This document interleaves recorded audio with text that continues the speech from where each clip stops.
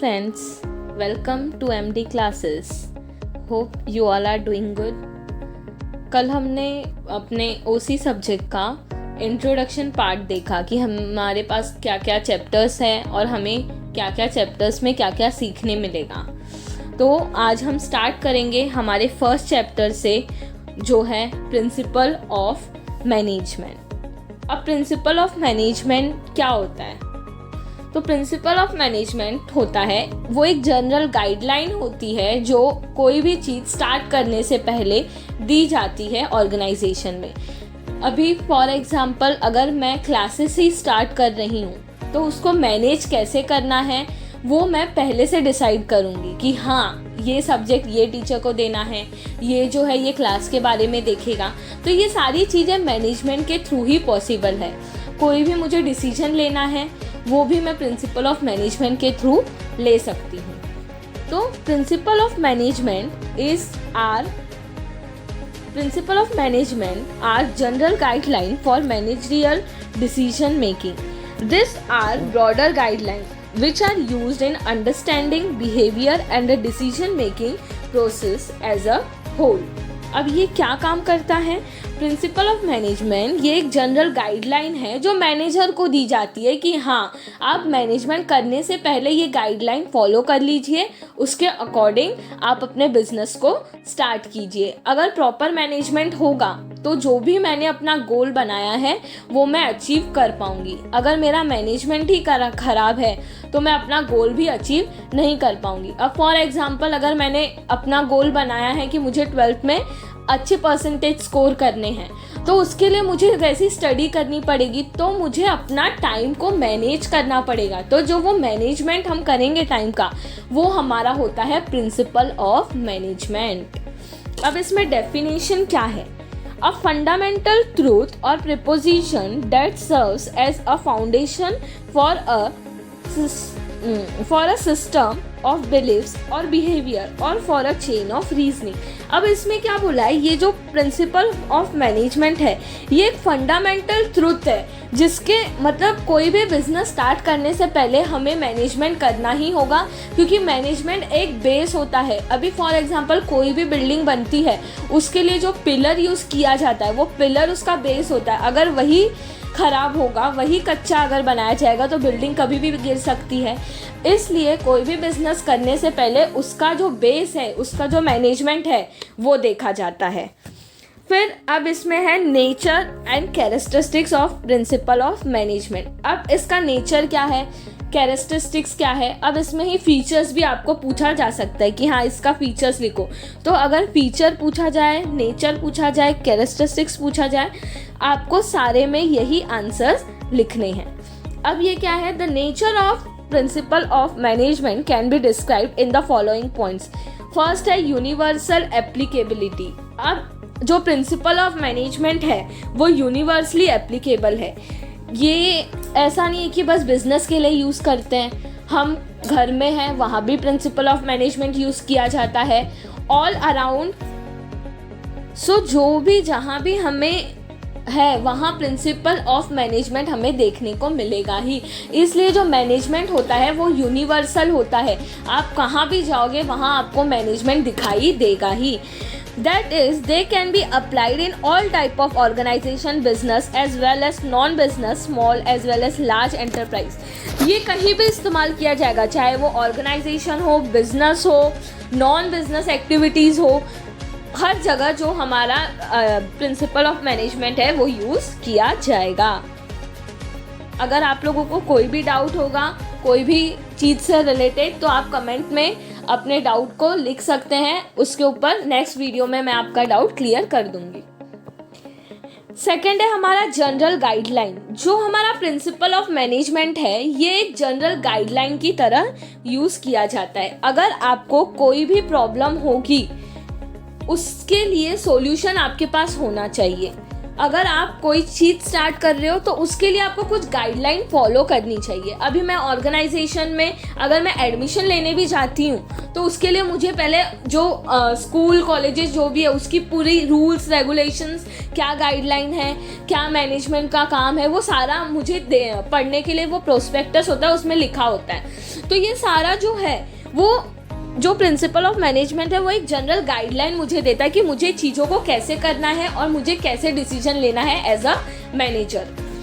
They are general guideline or to actions and decision making, however they do not provide ready-made solution as a business environment is ever changing और dynamic. अब हर जगह जो business environment है मेरा वो change होगा, तो मेरा एक ही डिसीजन हर जगह नहीं लगेगा, मुझे अकॉर्डिंग टू सिचुएशन अपने डिसीजंस को चेंज करना ही होगा। तो इसलिए जो भी मेरे को मिलेगा प्रिंसिपल ऑफ मैनेजमेंट में वो एक गाइडलाइन की तरह मैं यूज़ करूँगी। As a manager, as a principle मैं कोई भी चीज़ को ऐसे ट्रीट करूँगी कि उसका मैं जब मुझे चेंज करना पड़े तो मैं उस चीज़ को चेंज भी कर सकूं। I hope general guideline clear होगी। थर्ड है formed by practice and experimentation. अब ये कैसे बनाया जाता है? अब इसे हमारे जैसे लोग तो बना नहीं सकते हैं नॉर्मल, इसे बनाने वाले लोग होते हैं जो एक्सपर्ट होते हैं ये सारी चीज़ों में, जिसको एक्सपीरियंस होता है। अब जो बड़े बड़े मैनेजर्स होते हैं, हम बाहर से मैनेजमेंट के लिए भी लोगों को हायर करते हैं कि आप हमें बताइए कि हमें क्या करना चाहिए, हम बिज़नेस स्टार्ट कर रहे हैं, तो हम लोगों से आइडियाज़ लेते हैं, उसके अकॉर्डिंग हम अपने बिज़नेस को मैनेज करते हैं। They are developed after through research work on the basis of experience of managers. अब जो रिसर्च की जाएगी कि हाँ मार्केट में कैसी चीज़ें हैं, कैसे चीज़ का मुझे बिजनेस स्टार्ट करना है, तो ये सारी रिसर्च की जाती है, उसके बाद ही कोई भी मैनेजमेंट को इम्प्लीमेंट किया जाता है ऑर्गेनाइजेशन में। आई होप क्लियर होगा ये भी पॉइंट। आप लोगों को कोई भी डाउट होगा please ask in a comment box, okay. Fourth है फ्लेक्सिबिलिटी। फ्लेक्सिबिलिटी का मतलब होता है सिचुएशन कैसी भी हो मैं उसे चेंज कर सकती हूँ, ठीक है। Which can be adopted and modified by practicing managers as per the demand of the situation as they are man-made principles। अब ये जो भी प्रिंसिपल बनाया जाएगा ये किसी इंसान ने ही बनाया है, ये तो नहीं है ना कि भगवान ने बना के भेजा है मैं इसको चेंज कर ही नहीं सकती, तो ऐसा बिल्कुल नहीं होता। जो भी मेरे प्रिंसिपल बनाए गए हैं वो मैन मेड हैं, मैं उसमें चेंजेस मॉडिफिकेशन कर सकती हूँ। अभी कोविड सिचुएशन है, बहुत सारी कंपनीज थी, उन्होंने अपना बिजनेस जो है वो डाइवर्सिफाई कर लिया कि हाँ मैं अगर मेरा क्लोथ का दुकान था, शॉप था, अभी लॉकडाउन लगा, कोविड सिचुएशन आया, लॉकडाउन लगा, उसके कारण तो जो बहुत सारे जो कपड़ों के बिजनेसमैन थे उन्होंने क्या किया, अपना बिजनेस स्विच कर दिया, उन्होंने फूड स्टॉल्स लगाना स्टार्ट किया। क्यों? क्योंकि उसका जो है सेल ज़्यादा था, लोग उसको डिमांड कर रहे थे, गवर्नमेंट भी कहीं ना कहीं वो चीज़ों को अलाउ कर रही थी, इसलिए उन्होंने क्या किया, चेंज कर लिया। अब ये फ्लेक्सिबल था इसलिए चेंज किया, अगर फ्लेक्सिबल नहीं होता तो हम उसे चेंज भी नहीं कर सकते थे। फिफ्थ है मेनली बिहेवियल। अब जो प्रिंसिपल ऑफ मैनेजमेंट होता है ये बिहेवियल होता है। क्यों बिहेवियल होता है? क्योंकि मैनेजमेंट ये होती है, ये एक ग्रुप एक्टिविटी होती है। ग्रुप एक्टिविटी मतलब हम एक गोल के लिए सब मिलकर काम करते हैं। फॉर एग्जाम्पल अगर कोविड वैक्सीन बनाना है तो उसके लिए जो भी मैनेजमेंट किया होगा उसके अकॉर्डिंग सब मिलकर काम करेंगे कि हाँ मैं वैक्सीन बनाऊंगा, आप जो है आप इसको जो उसके कंटेनर है उसमें डालना, फिर इसको पैकिंग होगा, तो ये सारा एक साथ मैनेज किया जा रहा है कि हाँ क्या क्या प्रोसेस है, उसके अकॉर्डिंग हम सब मिलकर काम करेंगे और जो हमारा गोल है कोविड वैक्सीन का वो हम अचीव कर पाएंगे।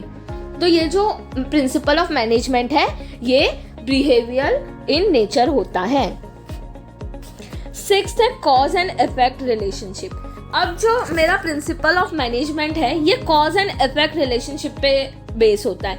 मतलब अगर मैं फॉर एग्जांपल मेरा कोई बिजनेस है, ठीक है, मैं वहाँ लेबर्स को अपॉइंट करती हूँ और मैं उनको अगर हाई वेजेस दूंगी, उनके जो काम कर रहे हैं उसके हिसाब से अगर मैं उनको पेमेंट दूंगी तो वो लोग काम करेंगे। अगर मैं उनसे 8 घंटा काम करा रही हूँ और उनको उतना पेमेंट भी नहीं दे रही हूँ तो वो लोग काम नहीं करेंगे, वो लोग आएंगे 8 घंटा काम करेंगे और चले जाएंगे। तो इसलिए मुझे कोई भी चीज़ ऐसी नहीं करनी है जो मेरे ऑर्गेनाइजेशन को बेनिफिट ना दे। मुझे कोई भी चीज़ ऐसी करनी है जिससे मेरे ऑर्गेनाइजेशन को भी बेनिफिट हो। तो इसमें कॉज भी हो सकता है और इसका इफेक्ट भी गलत हो सकता है अगर मेरा मैनेजमेंट प्रॉपर नहीं होगा तो। लास्ट है, all principles are of equal importance. जो भी हमने पीछे प्रिंसिपल्स किए वो सारे के सारे इक्वली इम्पोर्टेंस रोल प्ले करते हैं। ऐसा नहीं है कि अगर मैं फ्लेक्सिबिलिटी को हटा दूं तो बाकी जो मेरे प्रिंसिपल है वो चलेंगे। फ्लेक्सिबिलिटी के साथ साथ मुझे सारे प्रिंसिपल्स को लेके चलना है। ऐसा नहीं है कि मैं एक को लूँ और एक को छोड़ दूँ।